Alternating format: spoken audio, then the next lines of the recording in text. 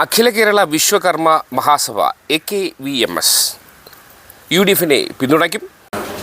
മാധ്യമ സുഹൃത്തുക്കളെല്ലാം സ്വാഗതം. ഞങ്ങൾ അഖില കേരള വിശ്വകർമ്മ മഹാസഭയുടെ സംസ്ഥാന കമ്മിറ്റി നടത്തുന്ന പത്രസമ്മേളനമാണ്. അപ്പോൾ ഇതിൽ പങ്കെടുക്കുന്നത് സംസ്ഥാന president Shri Attoor Sarathchandran, general secretary Shri TK Somasekharan, treasurer Shri VN Chandramohan, vice president Shri N Thulaseedharan. ആമുഖം നമ്മുടെ പ്രസിഡന്റ്.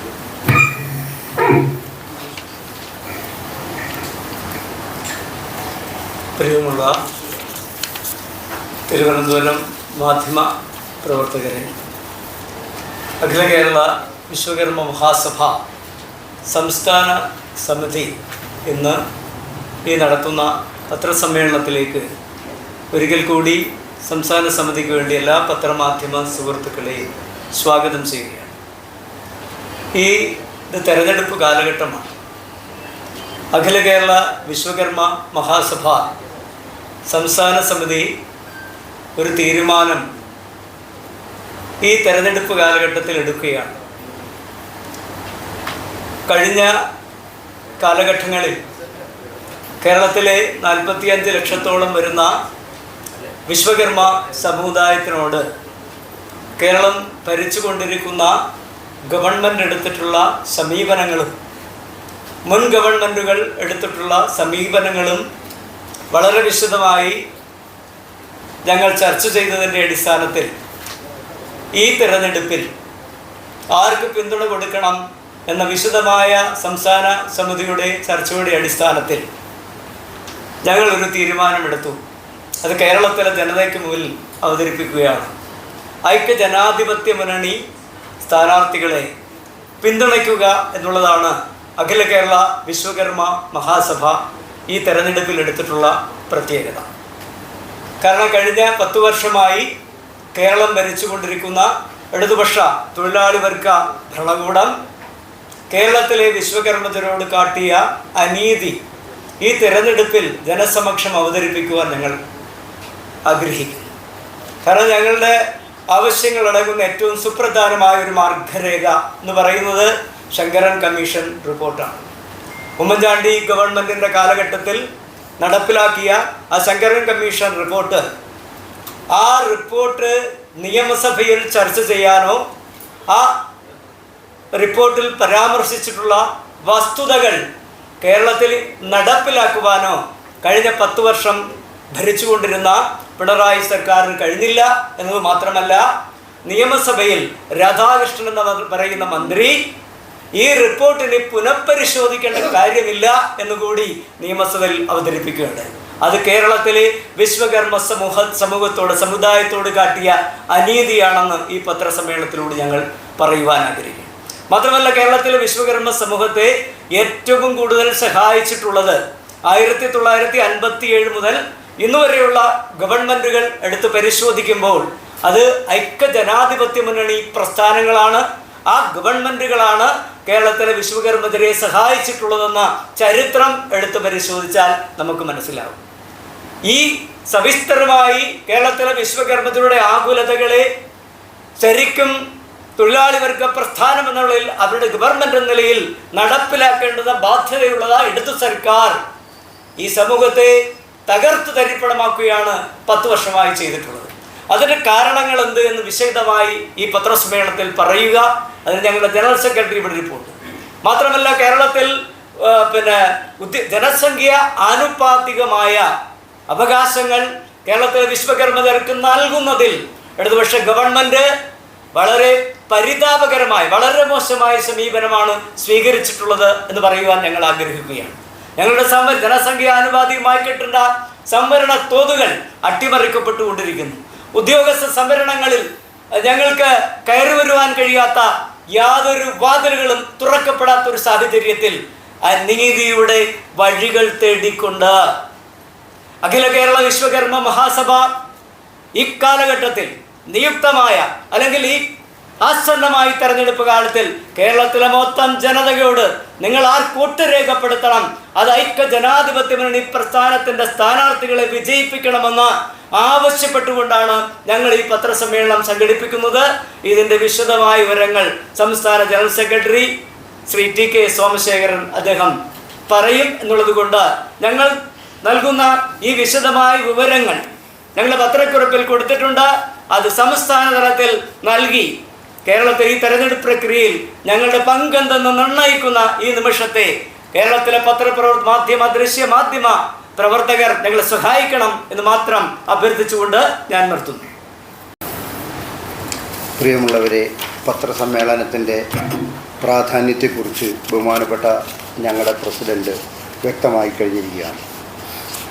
അത് നമ്മളതിനെപ്പറ്റി കൂടുതൽ വിശദമായി പറയുമ്പോൾ 1932 ശ്രീമൂലം പ്രജാസഭയിൽ 2 വിശ്വകർമ്മ പ്രതീതികളുണ്ടായിരുന്നു.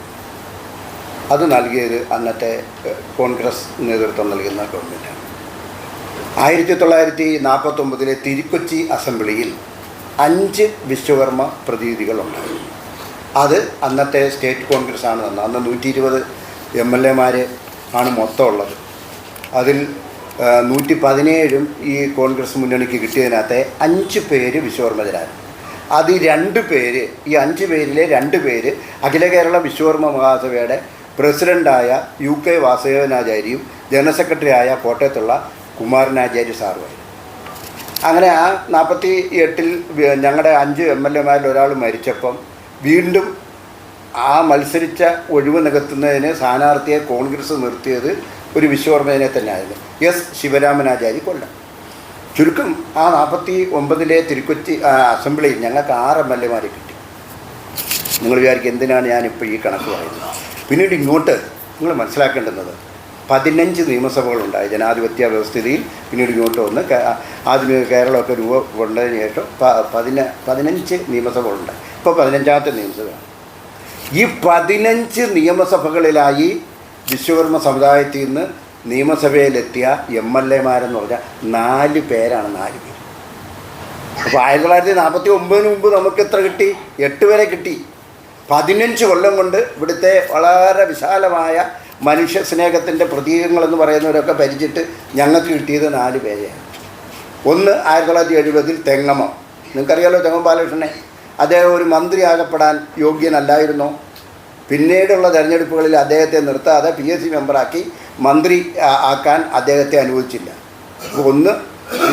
ഒന്ന് തെങ്ങോം ബാലകൃഷ്ണൻ MLA ആയി.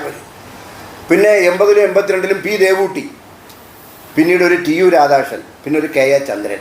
4 പേരാണ് ഉണ്ടായിട്ടുള്ളത്.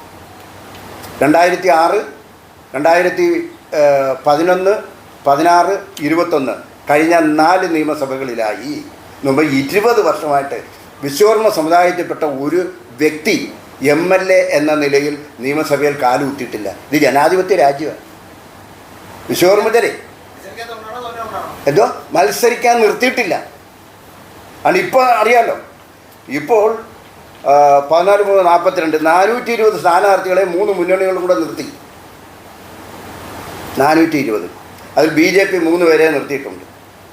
ഉറപ്പായിട്ട് തോക്കുന്ന 3 സ്ഥലത്ത് നിർത്തിയിട്ടുണ്ട്. എങ്കിലും അവർ നിർത്തിയിട്ടുണ്ട്. അത് നമ്മൾ സ്വാഗതം ചെയ്തു. LDF 1 സീറ്റ് നിർത്തിയിട്ടില്ല, UDF 1 സീറ്റ് നിർത്തിയിട്ടില്ല. നിർത്തിയെങ്കിലല്ലേ ജയിക്കുകയോ തോക്കുകയോ ചെയ്യത്തുള്ളൂ. അത് ഞാൻ പറഞ്ഞു വരും.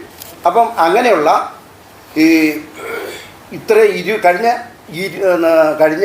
20 വർഷമായിട്ട് ഒരു വിശ്വകർമ്മജൻ നിയമസഭയിലില്ല. ജനപ്രാതിനിധ്യ സഭയിൽ പ്രാതിനിധ്യമില്ലാതെ എങ്ങനെ ഭരണഘടന ഉറപ്പു നൽകുന്ന അവസര സമത്വവും തുല്യനീതിയും നടപ്പിലാകും? ഇവിടെ ഭരണഘടനയെ പറ്റി എപ്പോഴും ആളുകൾ പറയാനുണ്ടല്ലോ, തുല്യനീതി അവസര സമത്വം, തുല്യനീതി അവസര സമത്വം. വിശ്വകർമ്മ സമുദായത്തിൻ്റെ പ്രതീതികളെ അവർ ഉൾപ്പെടുത്താൻ തയ്യാറല്ല. പിന്നെ ഇങ്ങോട്ട് വന്നപ്പോൾ 57 ഗവൺമെൻറ് 1956 ഇവിടെ നിയമനിർമ്മാണ സഭ വന്നു. ഭരണപരിഷ്കാര കമ്മിറ്റി 56 പിന്നെ ഇവിടെ നിയമിച്ചു. അവരുടെ റിപ്പോർട്ടിൻ പ്രകാരം 57 ആദ്യത്തെ ഗവൺമെൻറ് EMSൻ്റെ ഗവൺമെൻറ് വിശ്വകർമ്മ സമുദായത്തിന് ഉണ്ടായിരുന്ന സംവരണ എടുത്തം കളഞ്ഞു. 1931 ഇവിടെ ജാതി തിരിച്ചുള്ള സെൻസസ് വന്നതെന്നും 35 നമ്മുടെ തിരുവിതാംകൂർ PSC ഉണ്ടായത്. 35 PSC ഉണ്ടായപ്പോൾ ആദ്യത്തെ PSCയുടെ ചെയർമാൻ, കമ്മീഷണർ എന്നാണ് പറയുന്നത്, അദ്ദേഹത്തിന് GD നോക്സ് ആയിരുന്നു. ആ GD നോക്സിൻ്റെ മേൽനോട്ടത്തിൽ ഉണ്ടാക്കിയ സംവരണ വ്യവസ്ഥ പ്രകാരം 45 സീറ്റിൽ വിശ്വകർമ്മജർക്ക് 5 സീറ്റുണ്ടായിരുന്നു. എന്ന് പറയുമ്പോൾ മൊത്തം ശതമാനം നോക്കുമ്പോൾ 11% സംവരണം അന്ന് അക്കാലഘട്ടത്തിൽ വിശ്വകർമ്മജർക്ക് ഉണ്ടായിരുന്നു. ഇത് 57 അധികാരത്തിൽ വന്ന EMS ഈ സംവരണം എടുത്താൻ കളഞ്ഞിട്ട് ജാതി ലിസ്റ്റിൽ ഗ്രൂപ്പ് 5-ൽപ്പെട്ട വിശ്വകർമ്മരെയും ഗ്രൂപ്പ് 8-ൽപ്പെട്ട മറ്റ് പിന്നോക്ക ഹിന്ദുക്കളെയും കൂടെ ഒരുമിച്ച് കൂടിക്കലർത്തി മൊത്തം 8% സംവരണം കൊടുത്തു. 8% സംവരണം കൊടുത്തു. ആ 8% സംവരണം ഞങ്ങളെ സംബന്ധിച്ച് പറയുമ്പോൾ വളരെ പരിതാപകരമാണ്, ഒന്നും കിട്ടിയില്ല. അങ്ങനെ വന്നപ്പോൾ ഞങ്ങളുടെ അഖില കേരള വിശ്വകർമ്മ മഹാസഭ 72-73 കാലഘട്ടത്തിൽ സെക്രട്ടേറിയറ്റ് പഠിക്കൽ 193 ദിവസം സമരം ചെയ്തതിൻ്റെ അടിസ്ഥാനത്തിൽ 1970 ഈ കോൺഗ്രസ് നേതൃത്വം നൽകുന്ന ഗവൺമെൻറ് ഒരു കമ്മീഷനെ വെച്ച്, നെട്ടൂർ കമ്മീഷൻ, ആ കമ്മീഷൻ്റെ അടിസ്ഥാനത്തിൽ 1979 ഞങ്ങൾക്ക് സംവരണം പുനഃസ്ഥാപിച്ച് കിട്ടി. അത് കിട്ടിയത് എത്ര? 3%. നേരത്തെ ഉണ്ടായിരുന്ന എത്ര? 11. ഇപ്പോൾ കിട്ടിയ എത്ര? 3. ആ 3% എവിടേക്കാണ് കിട്ടുന്നതെന്നറിയാമോ? ഒന്നാമത് നിയമനം കിട്ടുന്നത് 20ാമത്തെ സീറ്റാണ്, 100 പേരെ എടുക്കുമ്പോൾ. രണ്ടാമത് കിട്ടുന്നത് 70ാമത്, മൂന്നാമത് കിട്ടുന്നത് 100ാമത്. കേരളത്തിലെ ഏതെങ്കിലും ഒരു കമ്മ്യൂണിറ്റിയോട് ഇങ്ങനെ ഭരണാധികാരി വർഗം കാണിച്ചിട്ടുണ്ടോ? അങ്ങനെ 3% സംവരണം ആയിട്ട് നിന്നു. അപ്പോൾ നമുക്ക് 58 ഈ സംവരണം നഷ്ടപ്പെട്ട് 79 പിന്നെ പുനഃസ്ഥാപിച്ച് 21 കൊല്ലം വിശ്വകർമ്മ സമുദായം നേരിട്ട സംവരണ നഷ്ടത്തെക്കുറിച്ച് പഠിക്കാൻ ഒരു രാഷ്ട്രീയ പാർട്ടിയും തയ്യാറായില്ല. ചർച്ച ചെയ്യാൻ ഇവിടെ മാർക്സിസ്റ്റ് പാർട്ടിയും തയ്യാറായില്ല, CPIയും തയ്യാറായില്ല, കോൺഗ്രസും തയ്യാറായില്ല, ആരും തയ്യാറായില്ല. അപ്പോൾ വിശ്വകർമ്മ സമുദായത്തിനെ പറ്റിയുള്ള ആ ദൗർബല്യങ്ങളെക്കുറിച്ച് വിലപിക്കാൻ ഞങ്ങൾ മാത്രമേ അന്നുള്ളൂ, ഇന്നുള്ളൂ. അങ്ങനെ 57 വന്നു. പിന്നെ 1984 ആർട്ടിസാൻസ് ഡെവലപ്മെൻറ്റ് കോർപ്പറേഷൻ രൂപീകരിച്ചത് കോൺഗ്രസ് നേതൃത്വം നൽകുന്ന ഗവൺമെൻറ്റാണ്. പിന്നെ ഇങ്ങോട്ട് വന്ന് 2006 അച്യുതാനന്ദൻ ഗവൺമെൻറ് അധികാരത്തിൽ വന്നപ്പോൾ 2006 അച്യുതാനന്ദൻ ഗവൺമെൻറ് എന്ത് ചെയ്യുമെന്ന് അറിയാമോ? മറ്റ് പിന്നോക്ക ഹിന്ദുക്കൾക്കും വിശ്വകർമ്മജർക്കും കൂടെ വിദ്യാഭ്യാസ സംവരണം, നേരത്തെ പറഞ്ഞ ഉദ്യോഗ സംവരണമാണ്, വിദ്യാഭ്യാസ സംവരണം 8% ഉണ്ടായിരുന്നു. അച്യുതാനന്ദൻ, ബഹുമാന്യനായ അച്യുതാനന്ദൻ ഈ 8%-നെ വെട്ടി അത് 5 ചുരുക്കി എന്ന 2006 ആ വിശ്വകർമ്മ സമുദായത്തോട് ചെയ്ത ഏറ്റവും വലിയ സ്നേഹം. പിന്നെ ഇങ്ങോട്ട് വന്നപ്പോൾ 2001 അധികാരത്തിൽ വന്ന AK ആൻ്റണി സർക്കാർ വിശ്വകർമ്മരെ പരമ്പരാഗത തൊഴിൽ സമുദായമായി പ്രഖ്യാപിച്ചു. അത് ഞങ്ങൾക്ക് ഏതൊരു നേട്ടമാണ്. പിന്നീട് 2011 ഉമ്മൻചാണ്ടി സർക്കാർ വിശ്വകർമ്മ സമുദായത്തിന് കുറേ പരിഗണനകൾ നൽകി. ഒന്നാമതായിട്ട് വിശ്വകർമ്മ ദിനം നിയന്ത്രിത അവധിയാക്കി. അതൊരു സാമൂഹ്യ അംഗീകാരത്തിൻ്റെ ഭാഗമാണ്. വിശ്വകർമ്മ ദിനം നിയന്ത്രിത അവധിയാക്കി മാറ്റി. 2014 ആ നിയന്ത്രിത അവധിയാക്കി. വിശ്വകർമ്മ ദിനത്തോടൊപ്പം നിയന്ത്രിത അവധിയാക്കിയാണ് മന്നം ജയന്തിയും അയ്യങ്കാളി ദിനവും. മന്നം ജയന്തിയും അയ്യങ്കാളി ദിനവും നമ്മുടെ ഈ ഇടതുപക്ഷ ഇപ്പോഴത്തെ ഈ സാക്ഷാൽ നമ്മുടെ ഇപ്പോൾ ഭരിക്കുന്ന ഇടതുപക്ഷ ഗവൺമെൻറ് പൂർണ്ണ അവധിയാക്കി കൊടുത്തു. എന്നിട്ടിപ്പം അവർ പെസവ്യാഴവും പൂർണ്ണ അവധിയാക്കി കൊടുത്തു. പക്ഷേ വിശ്വകർമ്മ ദിനം 12 വർഷമായിട്ടും ഇതുവരെ പൂർണ്ണ അവധി ആക്കിയിട്ടില്ല. അങ്ങനെ ഉമ്മൻചാണ്ടി അന്നേരം എന്ത് ചെയ്തു? വിശ്വകർമ്മ ദിനം നിയന്ത്രിത അവധിയാക്കി. വിദ്യാഭ്യാസ സംവരണം 2% എങ്കിലും തന്നു, അപര്യാപ്തമാണെങ്കിലും തന്നു. പിന്നീട് PSCയിൽ ഒരു നിയമനം തന്നു. വിശ്വകർമ്മജർക്ക് പെൻഷൻ അനുവദിച്ചു. ഇങ്ങനെയുള്ള കാര്യങ്ങളൊക്കെ ചെയ്തു. എന്നാൽ ഇപ്പോൾ 10 വർഷം കൊണ്ട് കേരളം ഭരിക്കുന്ന ഇപ്പോഴത്തെ ഈ ഗവൺമെൻറ്റിനോട് നിരവധി പ്രാവശ്യം നിവേദനങ്ങൾ കൊടുത്ത് പറഞ്ഞിട്ടും ഒരു ചെറിയ പരിഗണന പോലും വിശ്വകർമ്മർക്ക് തന്നില്ല. 2017 കേരളത്തിൽ ദേവസ്വം ബോർഡ് സംവരണം കൊണ്ടുവന്നത്.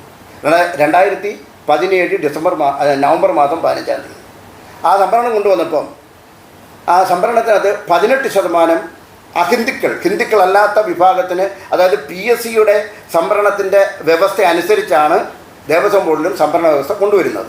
അതിന് മാതൃക സ്വീകരിച്ചത് PSC സംവരണ വ്യവസ്ഥയാണ്. അപ്പോൾ PSCയിൽ 50% സംവരണത്തിൽ 18% അഹിന്ദുക്കളുടേതാണ്.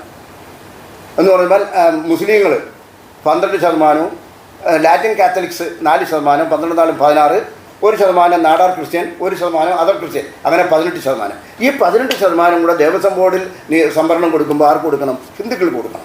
അതിനവർ ചെയ്തെങ്ങനെയെന്നറിയാമോ? ഈ ഇടതുപക്ഷ ഗവൺമെൻറ് ആ സംവരണത്തിനെ വിഭജിച്ചത് ദേവസ്വം ബോർഡിൽ 96 പോയിൻറ്റ് സംതിങ് ശതമാനമുള്ള മുന്നോക്ക ഹിന്ദുവിന് 10% കൊടുത്തു. 18-ലെ 10 കൊടുത്തു. പിന്നെ ബാക്കി എത്ര ഉണ്ട്? 8. അതിലെ 3% ഈഴവർക്ക് കൊടുത്തു. 3% മറ്റ് പിന്നോക്ക ഹിന്ദുവിന് കൊടുത്തു. മറ്റ് പിന്നോക്ക ഹിന്ദു അതിന് കൊടുത്തു. 2% പട്ടികജാതി പട്ടികവർഗത്തിന് കൊടുത്തു. 18 തീർന്നു. വിശ്വകർമ്മർക്ക് 1% സംവരണം തന്നില്ല. ഇത് തരുന്നതിന് വേണ്ടി അന്നത്തെ ദേവസ്വം ബോർഡ് മന്ത്രി കടകംപള്ളി സുരേന്ദ്രനെ പോയി കണ്ടു. ഞാൻ അദ്ദേഹത്തിന് മുമ്പിൽ 4 ഓപ്ഷൻ വെച്ചു ഇത് പ്രശ്നം പരിഹരിക്കുന്നത്. 4 ഓപ്ഷൻ, ഒരെണ്ണവും അദ്ദേഹം ചെയ്തില്ല. 4 ഓപ്ഷൻ എൻ്റെ പറ്റി അതൊക്കെ പറയുമ്പോൾ നിങ്ങൾക്ക് സമയം പോകുന്നുണ്ട്, ഞാനത് പറയുന്നില്ല. നിങ്ങൾ ചോദ്യ രൂപേണ ചോദിച്ചാൽ ആ ഓപ്ഷൻ എന്താണെന്ന് വേണമെങ്കിൽ അന്നേരം പറയാം. അങ്ങനെ ഇരിക്കെ ഞങ്ങൾ ബഹുമാനപ്പെട്ട മുഖ്യമന്ത്രിയുടെ നേതൃത്വത്തിൽ ഒരു കേരള യാത്ര ഉണ്ടായിരുന്നു.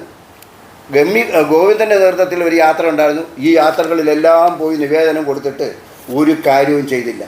ഞങ്ങളുടെ ശങ്കരൻ കമ്മീഷൻ റിപ്പോർട്ട് ഇവിടെ നേരത്തെ പ്രസിഡന്റ് പറഞ്ഞു നടപ്പിലാക്കാൻ ഒക്കത്തില്ല എന്ന് പറഞ്ഞു. ശങ്കരൻ കമ്മീഷൻ റിപ്പോർട്ടിൽ 21 ശുപാർശകളാണുള്ളത്. എന്നിട്ട് ഇവിടെ ഭയങ്കരമായിട്ട് അവർ എല്ലായിടവും പറയും എല്ലാ കാര്യങ്ങളും നടപ്പിലാക്കി, ഞങ്ങൾ പ്രകടന പത്രിക മൊത്തം നടപ്പിലാക്കി. എൻ്റെ അടുത്ത് പറയത്തില്ല. വിശ്വകർമ്മരെ ബാധിക്കുന്ന ഏറ്റവും വലിയ വിഷയമായ ശങ്കരൻ കമ്മീഷൻ റിപ്പോർട്ട് നടപ്പിലാക്കിയില്ല. Justice A B Koshy commission 23-നാണ് സമർപ്പിച്ചത്, അത് നടപ്പിലാക്കിയല്ലോ. ജസ്റ്റിസ് ശശിധരൻ്റെ കമ്മീഷൻ റിപ്പോർട്ട് നടപ്പിലാക്കിയല്ലോ. പാലോളി മുഹമ്മദ് കുട്ടിയുടെ കമ്മീഷൻ റിപ്പോർട്ട് നടപ്പിലാക്കിയല്ലോ. വിശ്വകർമ്മ കമ്മീഷൻ റിപ്പോർട്ട് ഇന്ന് വരെ നിയമസഭയിൽ വെച്ചിട്ട് ഒരു കമ്മീഷൻ റിപ്പോർട്ട് കിട്ടിയാൽ ഗവൺമെൻറ് എന്താ ചെയ്യേണ്ടത്? ആദ്യം നിയമസഭ വെക്കണം, ആദ്യം മന്ത്രിസഭ വെക്കണം, പിന്നെ നിയമസഭ വെക്കണം, പിന്നെ നിയമസഭയുടെ വിവിധ കമ്മിറ്റിയുണ്ട് അവിടെ വെക്കണം. ഇങ്ങനെ വിശ്വകർമ്മ സമൂഹത്തെ അങ്ങേ അറ്റം ദ്രോഹിച്ച് തകർത്ത് തരിപ്പണമാക്കിക്കൊണ്ടിരിക്കുന്ന ഒരു ഭരണ സംവിധാനമാണ് കേരളത്തിൽ നിലനിൽക്കുന്നത്. ഈ സാഹചര്യത്തിൽ ഞങ്ങൾ UDF കണ്ടു. UDF ഞങ്ങൾ ഒരു 12 ആവശ്യങ്ങൾ അവരുടെ മുമ്പിൽ വെച്ചു. 12 ആവശ്യങ്ങൾ അത് സഹാനുഭൂതിയോട് കേൾക്കുകയും അതിലെ 4 കാര്യങ്ങൾ ശങ്കര കമ്മീഷൻ റിപ്പോർട്ട് നടപ്പിലാക്കുന്ന ഉൾപ്പെടെയുള്ള 4 കാര്യങ്ങൾ അവരുടെ പ്രകടന പത്രികയിൽ ഉൾപ്പെടുത്തിയിട്ടുമുണ്ട്. അതുകൊണ്ട് ഞങ്ങൾ ഈ തെരഞ്ഞെടുപ്പിൽ UDF പിന്തുണ കൊടുക്കാനാണ് തീരുമാനിച്ചിരിക്കുന്നത്.